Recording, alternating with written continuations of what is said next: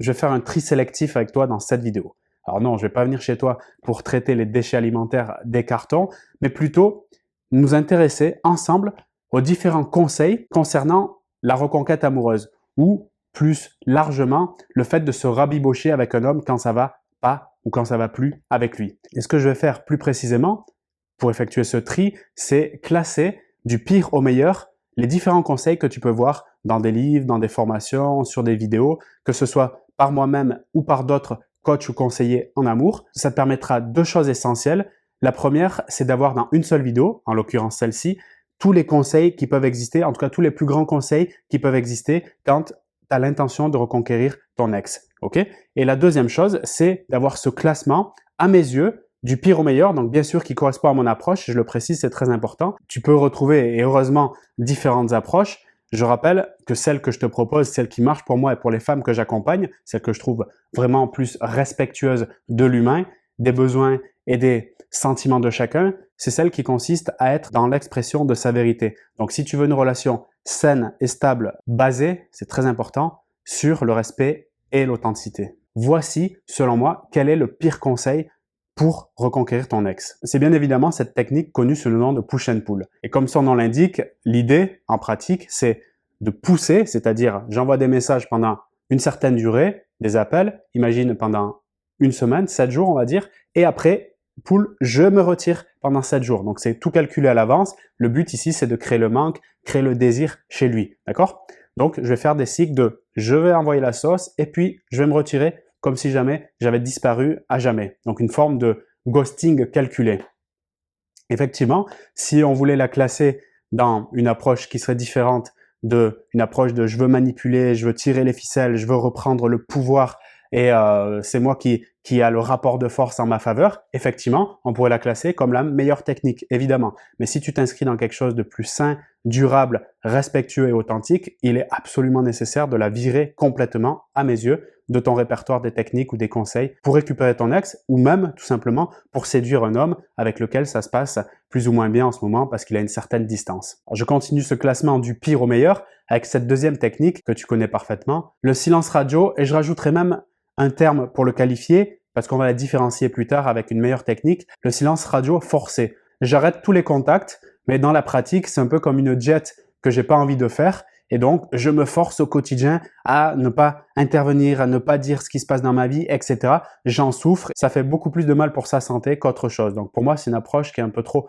radicale, et elle peut être à mon avis, valable que dans certains cas précis, notamment quand il y a de la violence, de l'agressivité, une communication méprisante. On reste toujours dans le pire avec cette nouvelle façon de communiquer qui existe et que je peux comprendre, c'est le fait de faire des reproches, des critiques. Et ça va très vite. Quand on vient de finir une relation, la première chose qu'on voit, malgré nous, c'est cette négativité. Notre cerveau va se concentrer sur ce qui ne va pas, sur ce qui n'allait pas, sur ce que tu as fait de mal. Et là, on va reprocher, critiquer, pire même, les insultes avec le mot « tuer ». Et derrière, je veux même pas dire à quoi ça ressemble pour pas te induire sur quelque chose que je veux pas que tu mettes en place. Donc reproche, critique, insulte, là on est aussi dans le pire, dans le voyant rouge à éviter absolument. Je rappelle, le but ici, c'est d'avoir une relation stable et durable, mais surtout saine. Qui dit saine, dit santé. Les reproches et la critique, je sais que ça part naturel, c'est un instinct quelque part de protection, un instinct de survie, mais toutefois, si on regarde dans l'efficacité de la relation, c'est-à-dire dans la capacité à créer une belle relation qui donne vraiment envie, où on se sent respecté, force est de constater que c'est complètement inefficace, voire même contre-productif. Après avoir vu le pire, regardons maintenant des conseils qui peuvent être beaucoup plus propices à avoir cette belle relation.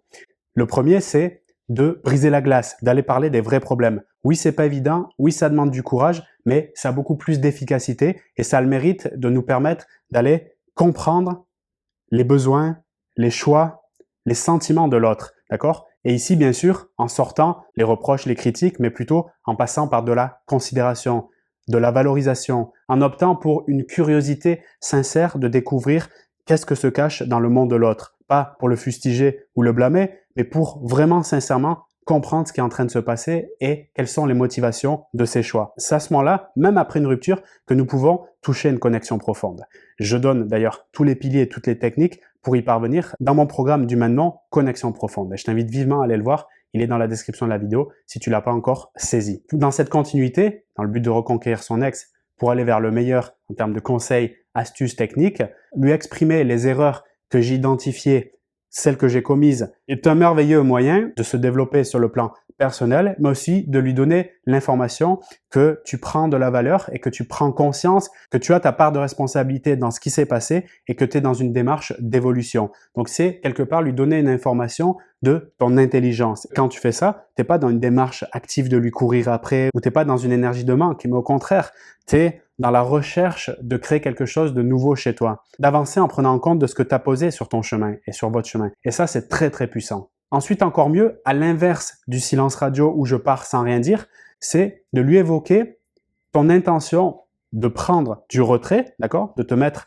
à distance, mais pour te reconstruire toi-même, pour faire des actions qui te nourrissent sur tes domaines de vie, peut-être que tu avais négligé, peut-être qui étaient importants pour toi, mais au profit de cette relation, tu avais mis de côté, et donc d'activer ces leviers-là en lui exprimant « je me retire pendant quelques temps », j'ai tel ou tel projet à mettre en place, je sens que ça va me faire du bien et ça risque de te faire du bien aussi parce que ça va te permettre de respirer, de prendre ton temps pour réfléchir. Je voulais te dire ça, c'est important pour moi, mais c'est aussi important que tu saches dans quelle démarche je m'inscris actuellement. Ça, c'est un exemple d'un message qui pourrait exprimer ce entre guillemets, silence radio authentique. Je ne le mets pas comme ça au pied du mur et surtout, j'évite la souffrance interne et la culpabilisation d'être dans ce silence radio forcé. Mais non, je m'inscris dans une démarche intentionnelle et positive. Comme ça, il sait où j'en suis et je peux même lui proposer de revenir plus tard pour lui donner un peu des informations me concernant. Il pourra valider ou non, mais au moins, en le faisant, je suis bien avec moi-même et je peux permettre à une nouvelle relation potentielle de partir déjà sur des bonnes bases, sur des bases saines. Et ça, c'est essentiel. Et pour compléter, en étant vraiment ici dans le haut du panier des meilleurs conseils à appliquer pour récupérer ton ex, c'est tout simplement, je suis d'accord, c'est facile comme ça à dire en mots, mais c'est absolument vital, c'est de te faire du bien en premier, c'est-à-dire de prendre conscience de ce qui compte pour toi, de créer des projets dans ce sens et de mettre les actions au quotidien. Ça va pas être facile tous les jours, mais c'est absolument essentiel.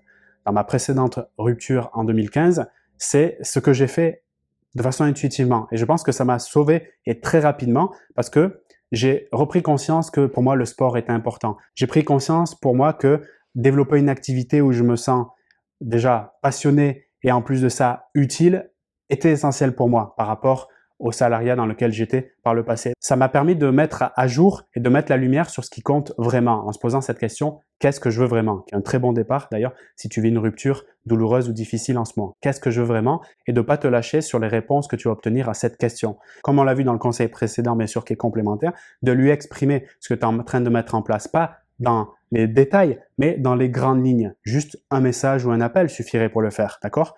À partir de là, tu fais réellement les actions. Oui, il va y avoir de la douleur de ne pas le voir, d'avoir ce manque émotionnel et affectif. Oui, mais ce qui compte à ce moment-là, c'est de te reconstruire, c'est de repartir dans une nouvelle phase. Ok? J'ai un programme également qui te permet d'aller dans cette direction, de faire ce premier pas. Ce programme s'appelle Nouveau Départ. Tu peux le retrouver dans la description également de cette vidéo. Et si tu veux aller plus loin, que tu préfères suivre un accompagnement personnalisé de proximité avec moi au quotidien, tu peux réserver un appel découverte. C'est aussi dans la description de cette vidéo. On arrive au terme de cette vidéo. J'espère maintenant que tu y vois plus clair. Bien évidemment, il existe d'autres astuces, techniques ou conseils pour récupérer son ex. Dans cette vidéo, j'ai fait le choix de mettre celles qui sont les plus, on va dire, visibles ou les plus connues, mais aussi les plus importantes pour que tu puisses avoir un éventail large des possibilités. Et après, selon l'approche qui te parle le plus, celle d'être plus dans le rapport de force, créer un jeu de pouvoir, essayer de maîtriser la situation, ou bien celle qui consiste, que je valorise le plus parce qu'elle m'a changé la vie, d'être dans l'expression de soi, d'avoir le courage ou l'audace d'exprimer ce qui est vrai pour moi, et bien sûr en utilisant la forme, parce qu'on n'est pas, je le rappelle, j'en parlais dans une vidéo précédente, dans une forme d'honnêteté radicale où tout ce qui me passe par la tête sans filtre, je vais le balancer sans me poser la question de comment la personne va le réceptionner, qui est pour moi pas du tout une approche humaniste. Qui dit humaniste dit prendre soin du cœur de l'autre. Et c'est ce que je veux transmettre à travers chacune de mes vidéos. C'est l'essence même de mon contenu. Si ça te parle, clairement, je te propose de réécouter à nouveau cette vidéo. Et encore une fois, si tu veux aller plus loin, regarde la description de cette vidéo. J'ai plusieurs programmes en ligne qui peuvent t'aider si tu préfères travailler en autonomie, ou bien sinon, réserve ton appel découverte offert. On va parler de ta situation, je te proposerai un diagnostic et si je pense que je peux t'aider, on pourra travailler sur la durée grâce à un accompagnement de proximité. Merci encore pour ton attention. Partage aussi cette vidéo tout autour de toi. Abonne-toi si ce n'est pas déjà fait et puis je te dis à très bientôt. Salut!